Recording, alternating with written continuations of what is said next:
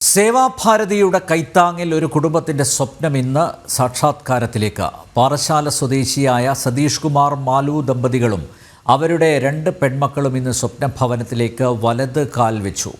K Chittilappilly ഫൗണ്ടേഷൻ്റെ സഹായത്തോടെ തലചായ്ക്കാൻ ഒരിടം എന്ന പദ്ധതിയിലൂടെയാണ് സതീഷിൻ്റെയും കുടുംബത്തിൻ്റെയും വീട് എന്ന സ്വപ്നത്തിന് സേവാഭാരതി വഴിതെളിയിച്ചത്.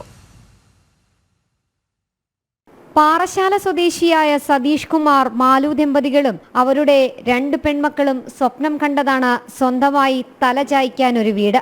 വാടക കെട്ടിടത്തിൽ താമസിച്ച് സർക്കാരിന്റെ പല പദ്ധതികളിലും ഇവർ ശ്രമം നടത്തി. പല കാരണങ്ങളാൽ സതീഷിന്റെ മുന്നിൽ ആ വാതിലുകളെല്ലാം അടഞ്ഞു. ഒടുവിലാണ് കെ ചിറ്റിലപ്പള്ളി ഫൗണ്ടേഷന്റെ സഹായത്തോടെ സേവാഭാരതിയുടെ തലചായ്ക്കാനൊരിടം എന്ന പദ്ധതിയിലൂടെ സതീഷിന്റെയും കുടുംബത്തിന്റെയും വീടെന്ന സ്വപ്നത്തിലേക്കുള്ള വഴി തെളിഞ്ഞത്. സേവാഭാരതി ഈ ദൗത്യം ഏറ്റെടുത്ത് എണ്ണപ്പെട്ട ദിവസങ്ങൾക്കുള്ളിൽ വീടുപണി പൂർത്തിയാക്കി. സതീഷിനും കുടുംബത്തിനും നൽകുന്ന വിഷുക്കൈനീട്ടമായാണ് പുതിയ വീട് നൽകുന്നതെന്ന് സേവാഭാരതി പ്രവർത്തകർ പറയുന്നു. പാറശാല ഭാരതീയ വിദ്യാപീഠം സ്കൂളിൽ നടന്ന ചടങ്ങിൽ സതീഷിനും കുടുംബത്തിനും പുതിയ വീടിന്റെ താക്കോൽദാനം നടത്തി.